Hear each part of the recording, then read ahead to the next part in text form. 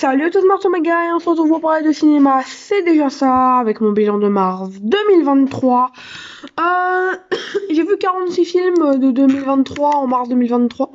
46 films tout court, enfin j'en ai vu 47 films en mars 2023, dont un rewatch, Escape Room de Will Wernick, on n'en parlera pas puisque c'est un rewatch.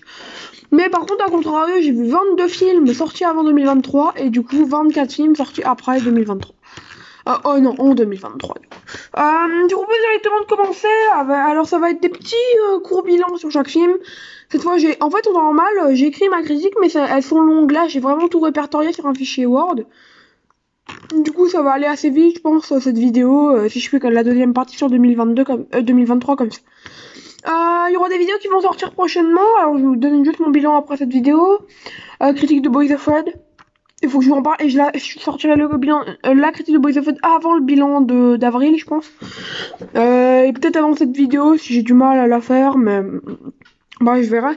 Mais Boys of Fed, juste regardez-le. Voilà, regardez-le et voilà. Mais voilà. 22e position des films avant 2023, Dream House de Jim Sheridan, film de 2011 américain. Le film est vraiment simplet. Une bande son ultra classique, un casting à son minimum, que je n'aime pas beaucoup d'ailleurs. Daniel Craig et Naomi Watts, c'est pas possible. Rachel Weisz, à la limite, ça va. Et le film a un côté thriller abandonné pour un drame familial, pardonnez-moi, mielleux. En fait, le film de Jim Sheridan, c'est clairement l'antithèse d'une paire de cinéma, c'est pas fou. 21e position, Morsure de Noël No Sex, film de 1999, américain. Le film contient des effets spéciaux très bons, tout comme Ants de Robert Chiron. Vous savez, c'est cette manière hyper réaliste de faire les animaux, manière assez près 2005, parce que après, souvent les effets spéciaux sont en CGI pour les animaux, on se casse pas trop la tête. Là, on se casse la tête vraiment pour les faire. La 13e position des top 2023, un film sur les rats, les effets spéciaux sont aussi très bons. Les acteurs sont entre jeu minimal et surjeu infernal, un film qui fait le café, mais vraiment sans ajouter de sucre, c'est amer, c'est... Ouais, bref, c'est pas ouf. 20e position, Boo de Anthony Ciferente, film de 2005 américain. Vous connaissez Anthony Ciferente? Voilà, vous le connaissez. Je pense que 3/4 des personnes qui... Vous n'avez pas nécessairement vu ces films, mais vous le connaissez, parce que c'est lui qui a réalisé tous les Sharknado. Il les a tous réalisés. Ouais, bah voilà. La qualité de Butero Hospital tient à ce réalisateur. Alors, Butero Hospital, c'est un film plein d'effets horrifiques bas de gamme, d'un casting qui joue beaucoup trop, en fait, ça se sent qu'il joue, c'est ça le problème. C'est vraiment bas de gamme, c'est un métrage aussi vu que revu, une bousasse à voir pour dormir, littéralement. Ça tente, mais en fait, le film devrait trouver sa propre voie, mais il n'y arrive malheureusement jamais. Passons à la 19e position avec The Haunting in Connecticut de Peter Cornwell. Film de 2009 américain, c'est sympa. Écrit vraiment classiquement, mais avec un casting qui se tient. Une caméra timide, mais voilà, qui lorsqu'elle s'écarte de certains plans très simplets, réussit main levée. C'est un ghost movie saoulant qui copie la recette de films qui copient eux-mêmes les recettes d'autres films. Et du coup, c'est une ambiance pas réussie. Bref, non, sincèrement, The Hunting in Connecticut, c'est pas extraordinaire du tout. 18e position, Atrocious de Fernando Barreda Luna, film espagnol de l'année 2010. Le film est d'un ennui hyper rare en fait, car si on oublie certaines scènes de peur bonnes mais mal rythmées, le film est long, il dure 75 minutes et il semble durer 2h15. Un film sans prétention, sans idée, ouais clairement. Atrocious de Fernando Barreda Luna. C'est un film où tu sens que le gars avait envie de faire du cinéma, mais tu sens aussi qu'il s'est planté. Je pense qu'on peut le dire, tu sens aussi qu'il s'est planté. Ensuite, passons à Joshua en 17e position de George Ratliff, film de 2007, américain tout simplement. Vera Farmiga, elle a des enfants. Voilà, petite info que je vous laisse comme ça, après avoir vu Esther et Joshua. Elle a des enfants, Vera Farmiga, voilà, je vous rassure. Ça joue très très bien d'ailleurs en parlant de Vera Farmiga. Il y a juste Jacob Kogan là dans le rôle de Joshua qui est non, voilà. Non, tu joues mal. C'est pas trop mal filmé, mais qu'est-ce que le film il se vautre. En fait, le métrage il reste dans les sentiers battus. Et en fait, ce que je trouve le plus triste, c'est qu'en fait, tu sens que le film il peut aller loin. Le film il a la base. Mais en fait, à mon avis, il fait que 10% de ce qu'il pourrait faire. C'est ça le problème, c'est que c'est vraiment en deçà de ce que ça aurait pu être, quoi. Passons à la 16e position avec Les âmes perdues de Janusz Kaminski, film de 2000 des USA. Janusz Kaminski, vous le connaissez pas nécessairement de nom, mais vous le connaissez tous. C'est le directeur de la photo de pas mal de films de Spielberg. Voilà, je l'aime. C'est pas mon type de cinéma, Spielberg, mais d'ailleurs, je pourrais essayer, hein, peut-être. Mais en gros, ouais, voilà, je sais que ça peut intéresser cette info. C'est le premier long métrage du réal. Et les actrices sont efficaces, en fait. Acteurs, actrices très efficaces. Winona Ryder en tête, bien entendu. Le scénario est beaucoup trop basique, avec une caméra habile mais dénuée d'ambiance, un drame bateau, jamais thriller, jamais exaltant. Un film mou autant qu'une scène arrivant dans les 20 dernières minutes. Alors, il y a une scène dans les 20 dernières minutes, elle est molle, c'est la scène du pistolet, voilà, je vous laisserai voir le film. Qui est nul. Mais si vous voulez le voir, je ne vous en dissuaderai pas. Je suis là pour critiquer. Mais je suis quelqu'un qui vous critique des films, mais pas pour vous les déconseiller. En vrai, tous les films que je critique, même les pires, faut les voir en vrai. Parce que, comme dit le dicton, pour apprécier des bons films, faut aussi en voir des mauvais. Bah ouais, hein, parce que si tu vois que du bon, à la fin tu vas mettre tout le film 5 étoiles. Et c'est normal, quoi, si tu vois que du bon. Alors que tu peux encore plus apprécier les films auxquels t'as mis 5 étoiles, alors qu'ils sont déjà 5 étoiles. Si, t'envoies des nuls parce que tu peux comparer, tout ça, bref. Moi, je me rappelle que j'avais vu Arthur un film qui s'appelait Mastema, un film français, après Arthur en Malédiction au cinéma. Je suis pas un détracteur d'Arthur en Malédiction, le film est nul, mais je suis pas un détracteur. Ça passe. Mais c'est vrai nul quand même, mais ça passe. Mais Mastema, qui est un film pas ouf, hein, il est monté de 20, je pense qu'il aurait pu descendre de 25 places si j'avais pas vu Arthur en Malédiction avant. C'est toujours une question de comparaison. Passons à la 15e position. Non, j'ai même pas fini sur Les âmes perdues. Les âmes perdues, un scénario trop basique. Voilà. Ah non, mais si, on vient de finir sur Les âmes perdues. Ah, là, je suis perdue. Et c'est moi qui suis perdue, oui. 15e position, Manon de Patrick Sivertsen, film de 2008, norvégien. Une petite série B aux effets spéciaux bien conçus, Manon n'est qu'un banal survival venant pourtant de Norvège, hein, j'adore les films scandinaves. Le cliché dégouline des personnages, des dialogues, de la structure tout simplement du film. Même au niveau de la tension, en fait, le film il chute, il y a une chute de tension, notez ma blague sur 10. Une chasse à l'homme faiblarde qui tiendra aucune, c'est vrai, c'est vraiment aucune.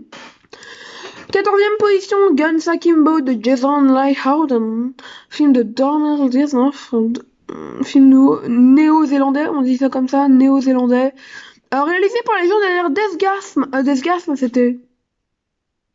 Non, voilà, je sais qu'il est très apprécié, mais en fait c'est pareil que Deathgasm dans la base. Pas dans la base scénaristique, mais dans la base de ma critique en gros. C'est un divertissement, comme dans Deathgasm, pas assez délirant comme dans Deathgasm, et qui est, en fait, puisque c'est pas délirant gore et tout, en fait, le cliché, tu le ressens, mais à mort. Il y a une gore, en fait, où tu ressens pas le cliché, mais là, c'est tellement sage que tu le ressens à 1000 km le cliché. Je trouve pas le mot kilomètre. Mon français. Samara Weaving est dans son pire rôle. Je pense vraiment que c'est le pire rôle de Samara Weaving. Face à un Daniel Radcliffe étonnamment bon. Voilà. 13e position, Rats de Ralph voilà. De Ralph S. Singleton, film de 1990, américain. Je vous en parlais tout à l'heure, les épisodes sont très bien faits, voilà, tout comme Morsure en fait. Mais à part ça, les personnages sont sans affect, on a envie de dormir, c'est simple, ça manque de tension. Non, sincèrement, je vous le conseille pas, Rats. Bref, voyez-le quand même parce que c'est mignon, mais. Enfin, mignon, tout est relatif. Mais voilà, conseille pas, je sais pas. Passons à Death Note de Tommy Wirkola en 12e position, film de 2009 norvégien. Réalisé par le meilleur réalisateur de la Scandinavie, Seiji. Death Note n'est pas si fou que ça, c'est des personnages pas attachants, c'est même pas gore. Si, un peu la fin, mais ouais, pas trop le reste. C'est sans budget, c'est mal filmé, et surtout, en fait, on sent que c'est le premier long métrage de Wirkola qui aura grave du talent après avec Seven Sisters, The Trip et Violent Night, et The Trip qui est son chef-d'œuvre, hein, clairement. Enfin, j'ai pas vu Gretel et Hansel et Gretel, Witch Hunter et Death Note 2, mais voilà. Et en fait, parce que c'est pas que fauché dans le budget, c'est aussi fauché dans le scénario, qui est pompé sur pléthore d'autres films, ou sinon tout simplement sans idée, mais pas pompé, quoi. Juste parfois ennuyeux. Là est tout le problème. Passons au très bon film, on en a 11, puisqu'on est à la 11e position, et on aura un coup de cœur parmi ces 11 films, du coup. passons à Batch 81 de, alors, comment on dit Batch 81 en anglais, je ne sais pas. 18-1 18-1 peut-être. 18-1. Mais donc, film de Mike et DeLeon de 1982, philippin, voilà. Batch 81, c'est d'une grande dureté, en fait. Je trouve que, comme tous les films de Mike et DeLeon, on va en aborder deux plus tard. Je trouve ça super réaliste, en fait. Je trouve ça super réaliste. Et ouais, clairement, ouais. Très, très, très, très réaliste. Voilà, la mise en scène arrive à beaucoup de choses. Le casting est de haut vol. Ouais. Après, voilà, quoi. Voilà, voilà. Je regarde comment on dit juste 81. Alors, 81. 81. Je vais me confesser, j'ai dit 18. Voilà. Je vais pas mentir, j'ai dit 18 et non pas 80. Voilà ma petite erreur. 10. Maniac de William Lustig en 1981. 1980 plutôt. Américain. Le film offre de très bonnes scènes de tension, crescendo et un slasher admirable dans sa mise en scène, pourtant basique, mais élégant dans ses death scènes, un slasher schizophrène tout simplement incroyable. C'est à voir, c'est à revoir, et comme vous le savez, comme j'aime le dire, même si ce n'est pas français, c'est à dévoir. 9ème position, The Eye de Danny Pang et Okit Pang Chun, un film de 2002 hongkongais. J'adore ce film. Il est minimaliste, mais genre un point pas possible, mais c'est du très bon minimalisme en fait, c'est un coup de maître hongkongais, ne surutilisant jamais ses effets horrifiques, scénaristiques. Le film avance doucement, développe peu, on va pas se mentir, mais très très bien ses personnages, monte dans son horreur sans en faire trop, réussit sa fin, ses révélations, un coup de maître, je vous dis, hein, clairement un coup de maître. The Eye, c'est incroyable. 8ème position, 6ème sens, film de M. Night Shyamalan de 1999, américain. Voilà, le casting est tout simplement grandiose, on est sur du M. Night Shyamalan. Mon top M. Night Shyamalan en comptant 6ème sens. Numéro 1. Non, on va faire dans le sens inverse plutôt, comme ça vous aurez les petites semaines. Alors j'ai vu que 5 films de lui. Numéro 5, Old, que j'adore. Hein. Tous les films, en fait, ils sont très bons. Voilà, si je devrais leur mettre une note à 12, c'est 3.5 sur 5 à tous les films de Shyamalan que j'ai vus. Donc j'ai jamais de coup de cœur de chez lui. 4ème position, 6ème sens. 3ème position, et non des moindres, Knock at the Cabin, son dernier. 2ème position, dans la logique, de la logique où j'ai oublié le nom du film. C'est Split. Voilà, je viens de m'en rappeler. 2ème position, Split. Et 1ère position, Le Village. Le Village, c'est... Oh là là, mais c'est le meilleur Shyamalan. C'est le meilleur Shyamalan, voilà. Shyamalan a son meilleur, c'est dans Le Village. Très sous-côté d'ailleurs, Le Village, c'est à noter. Mais revenons au 6ème sens. Le casting est grandiose. Bruce Willis, Hayley Joel Osment, Olivia Williams. Et bien entendu, c'est pas la star du film, mais je l'adore. Toni Collette. Hérédité dans mon cœur. J'ai revu Hérédité récemment. Peut-être que je vous en parlerai dans le bilan d'avril, parce que je crois que je l'ai vu ce mois-ci. Mais incroyable, comme souvent incroyable. Je vous en parlerai en intro, hein, je pense, mais voilà. Les personnages sont vraiment attachants, la caméra est habillée, je parle bien sûr de 6ème sens. Un thriller dramatique de choix, jamais dans la psychologie inutile, c'est très fin, un vraiment très bon film. Et sincèrement, la fin est très surprenante, alors qu'en fait c'est logique. Voilà. Après, je dis surprenant, mettant du point de vue d'un spectateur qui ne connaît pas la fin, parce que je connaissais la fin. Voilà, on me l'a spoilé. Je crois que j'ai entendu quelque part, je me rappelle plus quand, mais on me l'a spoilé quelque part. Mais ouais, sincèrement, ouais, la fin. La fin. Très forte, parce que genre, t'as tous les... Moi, j'ai pas vu les arguments qui montraient qu'il est vivant. Alors qu'en fait, si, il y en a. Enfin, qui pourrait montrer qu'il est... Ouais, qu'il est comme il est, quoi. Je crois que j'ai spoilé 6ème sens. Bref, j'ai spoilé 6ème sens, je crois, je suis pas sûre. Parce qu'en plus, je crois que j'ai inversé ma phrase. Ah mince, je spoil encore plus en disant que j'ai inversé ma phrase. Je crois que j'ai fait une erreur dans ma phrase. Donc en fait, je sais pas si je spoilé ou pas, parce que je crois que j'ai fait une erreur dans ma phrase. Je crois savoir ce que j'ai dit, mais j'en suis pas sûre, bref. Passons à la 7ème position avec Mayhem de Joe Lynch, film de 2017 américain. On adore les États-Unis ou quoi? Le film offre beaucoup de visuels, des idées de mise en scène splendides, l'introduction, notamment, je trouve le montage de l'introduction incroyable. Yeon et Waving, parce qu'il y a Samara Waving et Steven Yeun, sont un duo vraiment sympathique et les scènes d'action sont plutôt coriaces. Je noterai aussi que le film est dans une espèce de précurseur en fait, 200 fois moins gore de The Sadness de Robert Jabbas. Voilà, film de 2022 très très sympathique au passage. 6ème position, Touriste de Ben Wheatley, un film de 2012, royaume-unien, même si je sais qu'on dit en anglais, puisque le film est anglais. En parlant anglais, l'humour british et noir est très bien construit, décalé et parfois hilarant. Le scénario est tout aussi bien fait, les personnages évoluent très bien. Les acteurs sont incroyables, le duo principal Alice Lowe, Stephen Oram est tout simplement ouf. Voilà, notamment, mais surtout mention spéciale pour Hailey Davis dans le rôle de la mère. Oh, elle est hilarante, elle est hilarante. Le montage crée des scènes dynamiques et posé, mais toujours dans le bon rythme du récit. Le réalisateur, sans trop en dire, capte aussi bien la création que la destruction. Voilà, voilà. 5ème position, Thelma de Joachim Trier, film de 2017, norvégien.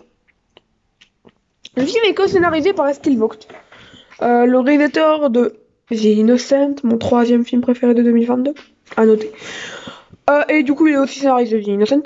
Le métrage offre des scènes juste grandioses dans leur mise en scène, dans leur tension, dans le jeu des acteurs, dans le jeu des actrices. Un teen movie, parce que c'est un teen movie, voilà, disons la vérité. Avec de très bons personnages. Preuve qu'on peut faire de bons teen movies, donc arrêtez de me trouver les excuses. Vous me les avez jamais sortis, vous. Je ferai jamais de commentaires à ce sujet-là. Mais en gros, vous savez le truc du ah oui, mais c'est un teen movie, non, c'est normal, c'est pas censé être un truc très intelligent. Thelma de Joachim Trier. Voilà, quelle sera ma nouvelle réponse. Un récit d'émancipation lourd de sens, un bijou scénaristique, un bijou norvégien, je suis obligée de le préciser. Surtout qu'on a eu Manon tout à l'heure. La lumière, la terreur, le scénario, les personnages, les acteurs, du coup la direction d'acteur à son niveau. Joachim Trier a tout compris de A à Z. Un objet cinématographique précieux, c'est Thelma, quoi. Voilà. 4ème position, alors je sais pas pourquoi j'ai mis en 4ème position, bizarrement il m'a pas laissé un grand souvenir, pour moi c'est un film très très cliché, mais je sais pas, ma critique est très positive et je l'ai mis en très bonne position, bref. C'est un film marquant en tout cas, voilà, il est en 4ème position, mais Thelma était beaucoup plus marquant, Mayhem était beaucoup plus marquant, 6ème Sens, The Eye et Maniac était beaucoup plus marquant, je sais. Mais voilà, il est en 4ème position. Anatomie de Stefan Rugzowitzki, film de l'année 2000, allemand. Malgré certains côtés très classiques, Anatomie s'en sort avec de très bons personnages et comédiens, c'est très sympa, intéressant et entraînant. Le cinéaste arrive toujours à faire quelque chose de ce qu'il a. Il y a des scènes quand même très flippantes, et j'aime beaucoup l'enquête policière qui se fait durant le film. C'est merveilleux, c'est merveilleux. Passons à la 3ème position avec Les Bouchers Verts d'Anders Thomas Jensen. Film danois de l'année 2003. Danois, le Danemark. La Scandinavie. Sympa. Et pourtant, il y a un pays qui domine la place 1 et la place 2. Il y a un réalisateur qui domine la place 1 et la place 2, qui n'est pas le Danemark. Un pays que j'ai découvert cette année, en fait, au cinéma. Avec notamment... non, je vais en parler après. Un métrage noir et tendre, comme une viande braisée. Les Bouchers Verts étonnent beaucoup. Il conjurait étonnamment beaucoup d'affection pour ce personnage, d'ailleurs. C'est froid, c'est savoureux, c'est décalé. Il est porté par une panoplie d'acteurs vraiment amusante à voir pour sa drôlerie. J'aime juste pas la fin. Avec la fille qui va s'asseoir sur au lac. Juste, le moment où elle va s'asseoir au lac, c'est pas crédible. Quand elle va s'asseoir au lac. Tout le reste de la scène est crédible. Mais le moment où elle va s'asseoir au lac, mais tu te dis, mais en fait, il y a un délire là. C'est un rêve, tu vois. Parce que bon, ça c'est un peu mal foutu, mais bref. Passons à la 2ème position avec un film de Mike de Leon, film de 1976, film philippin. Team Mérite de mai. Voilà. Du coup, l'autre film philippin que j'avais vu, c'est irlandais, mais c'est une coproduction philippine. C'est No Se Butler Fingan, donc c'est pas vraiment philippin, c'est plus irlandais que philippin en tout cas. Premier métrage du réalisateur Mike de Leon, Team Mérite de mai, nous immerge dans les Philippines et leur culture. Les protagonistes sont finement écrits car le film prend son temps pour poser leur personnalité. C'est ultra réaliste comme Badge 81 et la première position qui a aussi un film Mike de Leon. C'est bizarre avec pas mal d'inquiétantes étrangetés dans sa seconde partie, mais c'est clairement très cool. C'est incroyable. D'ailleurs, j'ai eu le coffret Mike de Leon. Voilà, je l'ai eu pour 50€. J'ai beaucoup économisé pour l'avoir. Il est incroyable ce coffret. J'ai vu que 4 films dedans. On parlera du 4ème le mois. Enfin, ouais, la semaine prochaine, dans mon bilan d'avril, parce que c'est un sport voir de Mike et Leon avant 1 ou 2 semaines, là, quand même. Voilà, mais j'ai surtout regardé ce qui m'intéressait le plus dans le coffret, mais je regardais petit à petit, il me reste Frisson, il me reste Héros du tiers-monde, je l'ai déjà vu, sinon t'en parlera le mois prochain. En fait, il m'en reste pas mal, mais surtout que j'ai pris les trois plus intéressants. C'est-à-dire Batch 81, E-Team, Héros du tiers-monde n'en fait pas partie, et bien entendu, son plus connu, Kisap Mata, film de 1981, philippin par Mike et DeLeon, du coup. Le film est hyper fort scénaristiquement, ultra réaliste dans son dialogue, la mise en scène est habile, maîtrisée et fait du film un thriller perfectionniste et anxiogène. Le film a une inexorable avancée très forte.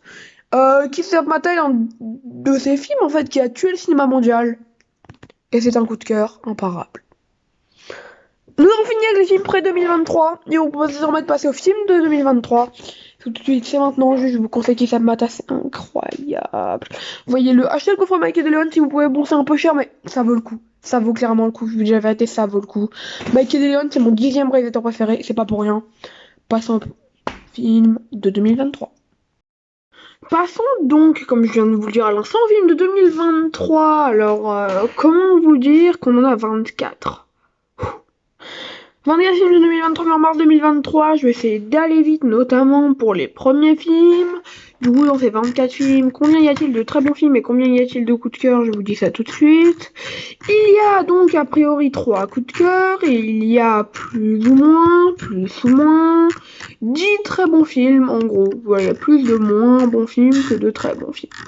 Mais donc, commençons directement avec la 24e place, un film américain, distribué, produit, pardonnez-moi, par Blumhouse, Unseen de Yoko Okumura. Et c'est la dernière production Blumhouse. Est-ce que j'aurais besoin d'en dire plus? Normalement non, mais je vais développer. Le film contient des personnages beaucoup trop mal conçus. Le concept est du déjà vu, jamais bien utilisé. Aylan de John Hayam savait mieux capter l'angoisse d'une telle situation. Et surtout, Unseen en fait est carrément un pastiche du film Steve For Me assez récent là, qui était déjà pas très bon. C'est trop tiré par les cheveux. Il y a trop de facilité scénaristique. Non, désolé, c'est pas possible.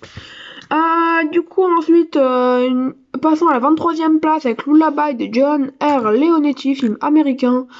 Leonetti, il est connu pour avoir fait Annabelle. Je vous laisse avec cette info. Et donc, caméra de base, personnage archétypaux, cliché. Le scénario, il a rien à lui. En fait, c'est un scénario qui tire sur une dizaine d'autres films. Les effets spéciaux sont indignes du cinéma, le film il se répète, ça n'apporte que de l'ennui. En plus, je vais revenir à ce sujet-là, mais en fait, le pire c'est que mettre par le réalisateur d'Annabelle sur l'affiche, ça va donner envie. Non, parce qu'en plus le film sort même pas au cinéma, du coup ça va donner envie à personne. C'est trop moche comme film. En plus, moi ce qui me choque par contre avec Lullaby, c'est qu'en gros, John R. Leonetti a quand même eu un peu de reconnaissance avec Annabelle, dans le sens, je veux dire, la production de James Wan, ça reste une production professionnelle hollywoodienne. Et là, la caméra, elle est dégueulasse. J'ai vu des films avec, en fait, réalisés dans des petits pays. Je crois que j'ai vu un film nigérien comme ça. La caméra était mieux foutue alors que c'était déjà pas fou. Mais c'est mieux qu'un film américain par le réalisateur d'un mec qui avait quand même fait un film hollywoodien. Le film hollywoodien est nul, mais ça reste un film hollywoodien.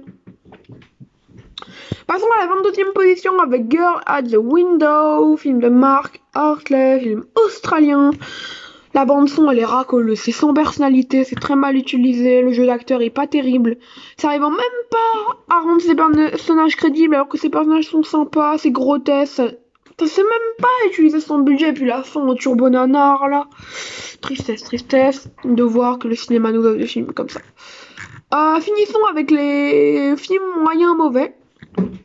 Avec Snowfalls de Colton Tran, film américain. Déjà, les acteurs sont pas trop mauvais.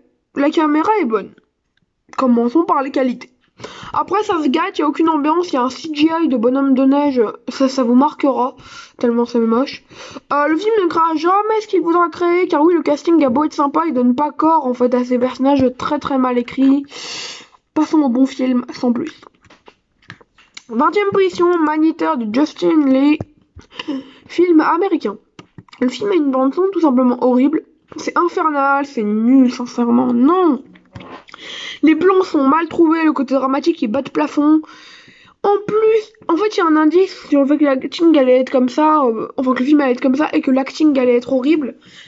On a le fameux Shane West. Le fameux, je le sais parce que je l'ai vu dans 4 films en 1 an et demi. Le mec, il a joué dans Mid-Century. Personne connaît, c'est un nanar avec Stephen Lang dans les pires films de l'année dernière. Escape the Field, petit film sympathique du niveau de Maniteur, quoi. C'est vraiment pas fou, mais les acteurs jouent mal. Et Chariot, un Malcolm nanar de 2022. Non, ça passe pas. Ça passe pas en fait quand Shane West est dans un film. Tu sais déjà que le film va pas être très bon. Le film, en plus, c'est une bonne base, quoi, mais en fait, ça va extrêmement mal avec le temps. Et on rementionne des CGI horribles parce qu'on adore parler de CGI horribles. Passons à la 19ème position avec Nuit barbare de Charles Dorfman. Parlez-moi. Film américain. C'est mal scénarisé, les acteurs jouent bien mais avec des écarts de direction d'acteurs. Les personnages vont aussi loin que des mouches sans ailes. Ils vont loin. Le métrage prend 45 minutes à démarrer, alors qu'il dure 1 h 30. Dans une pseudo-d'intrigue TF1 de tromperie avant de sauter dans le genre du home invasion mou du genou. Pardonnez-moi. Mais non, tu peux pas faire ça. Surtout que le film est produit par Kinovista, quoi. Enfin, distribué en France par Kinovista. Et c'est triste. Parce qu'ils sont très bons Kinovista. Et là, ils ont fait 2 films. Sur ma fille, il y en a un qui est un peu meilleur dont on parlera tout à l'heure, mais qui est pas fou non plus, quoi. En 18ème position, nous avons Margot de Steven C. Miller, film américain de 2023, du coup. Les personnages sont très clichés et faciles, les musiques sont encore pires que le cliché et l'écriture tellement prévisible. Les CGI sont à crever, et surtout beaucoup trop utilisés au sérieux, les death scenes sont toutes nulles sauf la mort du couple, avec les murs là qui étaient plutôt classe. Je spoil, hein, ça sert à rien de toute façon, le film est tellement nul. À part ça, en fait, il y a un truc qui compose le film qui est pas mal, hein, la connerie. Voilà. Et c'est dit, voilà, c'est moche comme film, et puis c'est pas bien joué, c'est cliché, non mais enlevez-moi ça. Passons à la 17ème place avec Bad Rest de Laurie Evans Taylor, film américain. Caméra basique, personnage médiocre forme ce récit vu 1000 fois. Le récit de la femme enceinte qui va commencer à avoir des fantômes quand elle a déménagé. L'année dernière, on avait Abandonned avec Emma Roberts et John Gallagher Jr. Voilà, c'était notre Bad Rest, mais de 2022 du coup. Avec une Melissa Barrera dans le rôle principal, oui, l'actrice de Scream 5 et 6, qui offre une bonne performance mais qui reste en sous-jeu par rapport à son jeu très bon dans les Scream. C'est très simple, il se passe rien, mais surtout ça fait l'heure et demie avec une fin correcte en fait, c'est juste correct, en gros c'est correct. Et il nous faudrait peut-être plus que du correct. Passons à la 16ème position avec The Monster de Rob Zombie, film américain tout de même. Alors Rob Zombie qui est très connu, moi c'est mon premier Rob Zombie. Je pense que j'ai commencé avec le pire par lequel je pouvais commencer, mais bon, pardonnez-moi, je regarde juste vite faire un truc pour regarder juste les prochains films de Melissa Barrera. Parce que Melissa Barrera, alors je vais vous dire, elle va jouer dans 3 films d'horreur prochainement. Elle va jouer dans Dracula's Daughter de Matt Bettinelli Holpin et Tyler Gillett, voilà. Le réalisateur de Scream 5 et 6. Elle a joué dans God's Country de Egor Abramenko, le mec qui a fait Sputnik. Et elle va jouer dans Euromonster de Caroline Lindy, qui a pas réalisé grand chose. Je crois que c'est son premier long d'ailleurs. Voilà. Du coup, passons au Rob Zombie, qui est du coup à The Monsters. Le film est assez spécial en fait. Il y a une vraie liberté artistique, extravagance, personnage littéralement haute en couleur, c'est littéral quoi, il y a vraiment beaucoup de néons et tout le bordel. Jeu d'acteur sympa par rapport au ton du film, car sinon en fait c'est du surjeu, mais par rapport au ton du film ça va. Un gros délire de série B avec une très bonne bande son. Mais le film a beaucoup de lacunes, n'offrant jamais un scénario abouti au-delà de son esthétique néon vert, bref, ça aurait pu être tellement mieux. Ça aurait pu, mais ça ne l'est pas. Mais bref, passons à la 15ème position avec L'étrangleur de Boston de Matt Ruskin, film américain de 2023 encore une fois. Keira Knightley prouve une nouvelle fois qu'elle joue très bien, mais surtout qu'elle met beaucoup de regard dans son jeu. Je trouve que Keira Knightley, c'est pas une actrice du geste, c'est une actrice du regard. Genre vraiment Keira Knightley, quand elle joue, quand tu vois son regard, tu sens qu'elle se donne à fond. La mise en scène est plutôt bonne, c'est grisâtre un peu, ça pour l'ambiance, tout ça. Le film se brise parfois un peu trop, mais l'enquête est très bonne et se situe à une époque parfois très bien exploitée. Et tout notamment le personnage de Keira Knightley, plutôt bien foutu.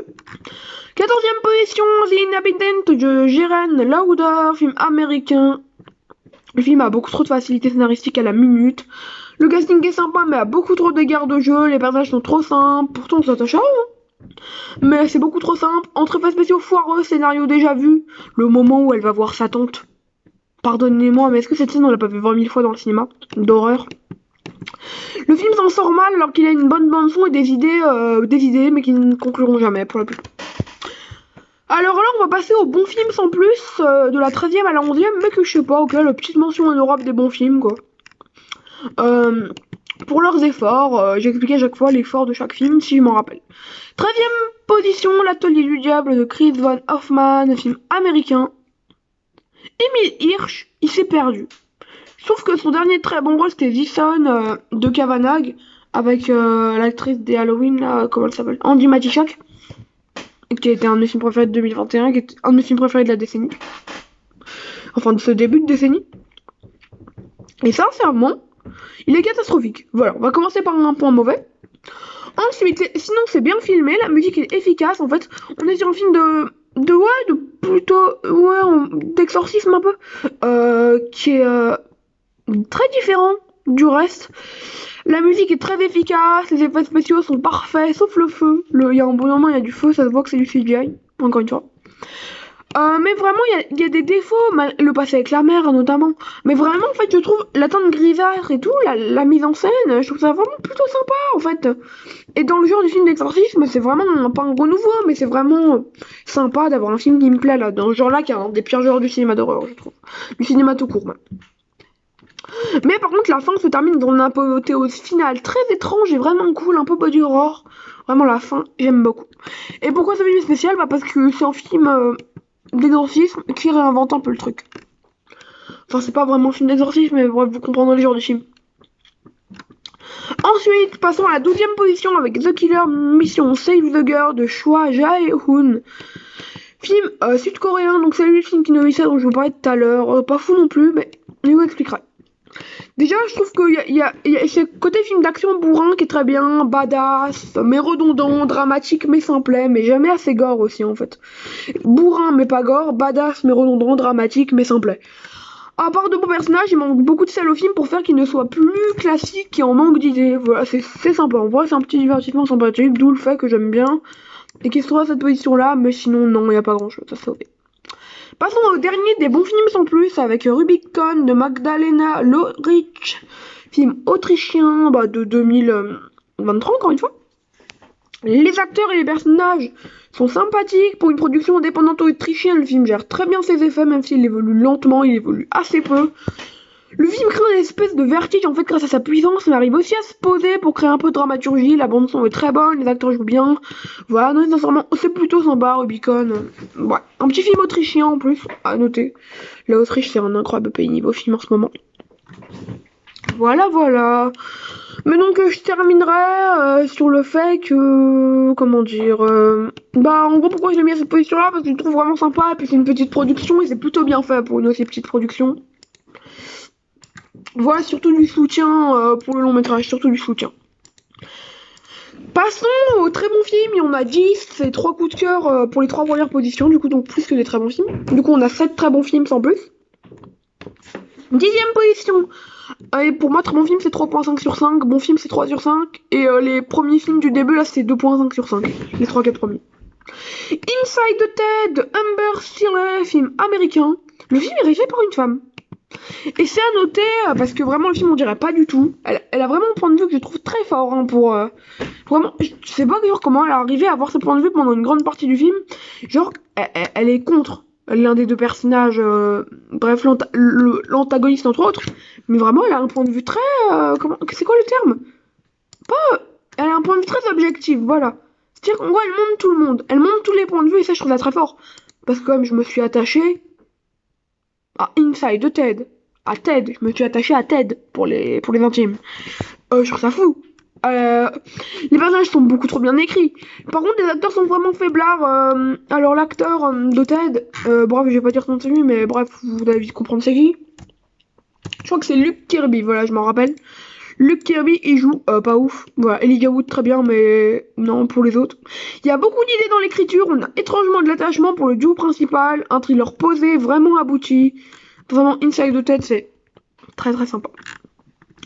9ème position, Spree de Eugène Kotliarenko. Alors, je sais pas comment et pourquoi, mais le film il a fait un gros succès aux États-Unis. Voilà. Je regarde pourquoi il a un succès, tiens. Je trouve qu'il a vraiment eu un succès en fait. Bon, c'est pas pourquoi. Moi, je sais même pas pourquoi il a eu un aussi gros succès aux États-Unis. Il est sorti sur Shadows récemment. En fait, c'est vraiment sympathique et drôle. Ça se prend vraiment à la légère dans une critique des réseaux sociaux plutôt sympa. C'est fun, c'est génial, c'est décomplexé et surtout c'est très bien joué. Joe Keery, Sachir Zamata, David Arquette le meilleur. Suni Kim aussi. D'ailleurs, le film, a priori, c'est un carton aux USA. Voilà, je sais, je vous l'ai déjà dit, mais je lis mes notes à la fin, donc voilà. Passons désormais à un autre métrage plutôt très bon. Je parle bien sûr de la 8ème position. Un film d'Elizabeth Banks, un film américain. Je parle de Crazy Bear. Les personnages sont beaucoup, mais ils sont tous sans exception, tous les personnages, hilarants et un minimum développés dans leur côté comédie. C'est très décalé et ça va loin dans le délire, mais en fait, je pense que ça a fait que la moitié de là où ça aurait pu aller encore plus loin. Mini déception à ce niveau-là. Et pour finir, regardez au moins le film pour la scène de l'ambulance, qui est une très bonne scène de comédie de cette année, 2023, en tout cas du moins de ce premier quadrimestre. En 7ème position, nous avons Give Me Pity de Amanda Kramer, film américain. L'ambiance rétro 80s passe très bien à la caméra de Kramer. Sissy Sinclair est super bien joué et bien construit dans cette ambiance lumineuse, rappelant par moment le cinéma d'Eduardo Casanova. Je voudrais noter un truc aussi. Amanda Kramer a sorti 2 longs métrages l'année dernière, donc 2 cette année pour nous en France. Il est pas dans les festivals en 2022, les 2. Et on a eu Give Me Pity sur Univers Ciné. Et on a Please Baby Please sur Mubi. Mais du coup, je vais essayer de regarder Please Baby Please parce que c'est une mini déception. Give Me Pity, j'aurais aimé l'apprécier encore plus. Mais je pense sincèrement que Please Baby Please peut vraiment me plaire. Voilà. S'il est encore mieux que Give Me Pity, ça serait cool. J'aimerais bien lui donner un petit 4 étoiles. Mais bon, je pensais donner un 4 étoiles à Give Me Pity, mais il m'a un peu déçu. Parce que ça reste un peu longuet, il se passe pas beaucoup de choses. Voilà. Mais du coup, parlons justement, en parlant de déception, parlons de ma plus grosse déception de 2023, un très bon film, mais qui reste ma plus grosse déception actuellement, là, même en fin avril. 6ème position, Nocebo de Lorcan Finnegan, film irlandais avec une coproduction des Philippines. Le film soit bon, hein, mais je m'attendais à tellement mieux parce que c'est le mec quand même, Lorcan Finnegan, qui a réalisé Vivarium, quoi, qui est un de mes films préférés de 2020 et qui est un de mes films préférés de la décennie. Les acteurs ils jouent très bien, la mise en scène est chiadée et offrant des perspectives folles. La bande son est tout bonnement extraordinaire. Elle est mystique, mystérieuse et les thématiques sont sympas mais exploitées sans subtilité. D'ailleurs, les effets spéciaux sont pas extraordinaires et c'est très prévisible. Voilà. En fait, alors il faut séparer ma phrase. Hein, et là, je me rends compte que ma phrase n'a aucun sens. Les effets spéciaux sont pas extraordinaires et le film est prévisible. Le film est très prévisible, tu devines assez vite. Et ouais, en fait, ça fait très chalibé les effets spéciaux. Et les personnages auraient pu être mieux construits sur la triste, voilà. Et le message du film aurait pu être mieux développé aussi. Même si c'est très sympa le message. Très bien fait, tout ça. Mais tu comprends. En fait, au bout d'un moment, tu vois une photo et tu comprends direct. T'as tout compris en fait quand tu vois la photo. Ça gâche tout. Passons à la 5ème position. Romé et Balaguero réalisent pour l'Espagne Vénus. Incroyable. Oh là là, le film je l'ai loupé au pif, je suis dégoûtée, j'aurais pu le voir au cinéma quand même. Mais c'est une série B délirante avec une bande son grandiose et des acteurs et actrices vraiment bons. Esther Exposito, notamment, elle est incroyable. Et la petite fille qui joue Alba, je crois. Incroyable aussi. Peut-être qu'Alba c'est dans Malveillance ou c'est dans Vénus. Je me rappelle parce qu'il y a une petite fille dans Malveillance et une petite fille dans Vénus, c'est pour ça. C'est très bon, parfois trop classique sur certains aspects, les personnages notamment. Mais qui reviendra toujours à une horreur sectaire et gore, voilà, c'est plaisant et la fin est folle, hein, clairement. Passons à la 4ème position, le dernier film avant les 3 coups de cœur. C'est Sissi de Kane Senes et Anna Barlow, film australien. Le film a un message vraiment intéressant sur l'addiction morbide aux likes et aux réseaux sociaux.